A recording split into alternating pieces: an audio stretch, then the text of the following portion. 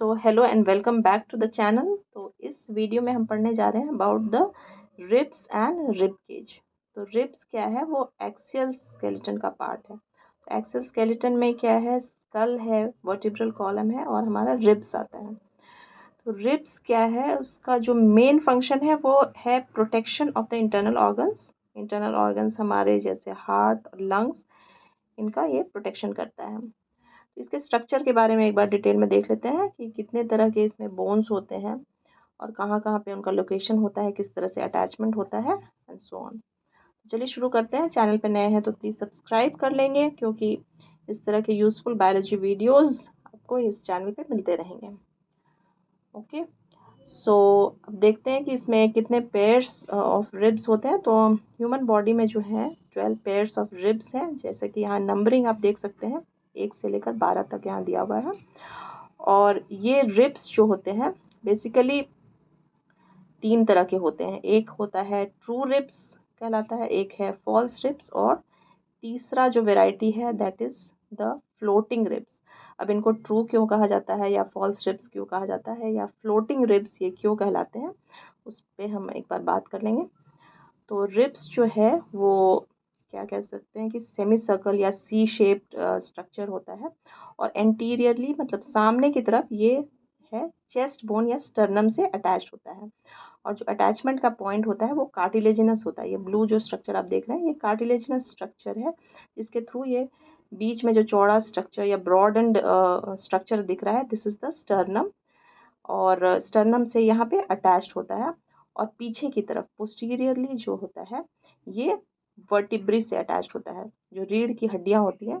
तो thoracic vertebra से या थोरासिक वर्टिब्री से ये अटैच्ड होता है। और एक और चीज़ है कि रिब्स को हम बाइसेफेलिक कहते हैं। बाइसेफेलिक इसलिए कहते हैं कि इसमें जो आर्टिकुलेशन सरफेस है वो 2 होता है। वो पीछे की तरफ जहाँ ये रिब से अटैच होता है, इसमें 2 अटैचमेंट पॉइंट्स या 2 हेड्स कह सकते हैं या 2 आर्टिकुलेशन सरफेसेस प्रेजेंट होते हैं, इसीलिए इसे bicephalic. By means 2 and cephalic is head, तो डबल हेडेड कह सकते हैं। वो अटैचमेंट होता है, 2 अटैचमेंट सर्फेसेस होते हैं जिसके थ्रू वो वर्टिब्री से अटैच्ड होता है पीछे की तरफ। ठीक है, अब देखिए कि ये जो ट्रू रिब्स हैं, जो फर्स्ट से लेकर 7th पेयर ऑफ रिब्स, ये ट्रू रिब्स कहलाते हैं। ट्रू रिब्स इसलिए कि ये सामने की तरफ स्टर्नम से अटैच्ड होते हैं और पीछे जो पोस्टीरियर साइड है उस पे ये वर्टिब्री से अटैच्ड होते हैं। नाउ 8 से लेकर 10th तक का जो पेयर ऑफ रिब्स है, 8 to 10, तो ये 3 पेयर्स ऑफ रिब्स हैं। इनको हम फॉल्स रिब्स कहते हैं। फॉल्स इसलिए कहा जाता है क्योंकि पीछे की तरफ पोस्टीरियर सरफेस में ये तो वर्टिब्री से अटैच्ड हैं, लेकिन सामने या एंटीरियर पार्ट में ये क्या होते हैं, 7th जो रिब है उससे ये अटैच्ड होते हैं। और अटैचमेंट जो होता है वो कार्टिलेजिनस ही होता है। अटैचमेंट जो सरफेस है वो कार्टिलेजिनस होता है, सामने का जो ये ब्लूइश पार्ट आपको दिखाई दे रहा है। तो इसीलिए इनको फॉल्स कहा जाता है। ये डायरेक्टली स्टर्नम से नहीं अटैच्ड होते हैं, ये 7th रिब से अटैच्ड होते हैं। नाउ जो 11th एंड 12th है पेयर ऑफ रिब्स है, जो 11th एंड 12th रिब है, इसे हम फ्लोटिंग रिब कहते हैं।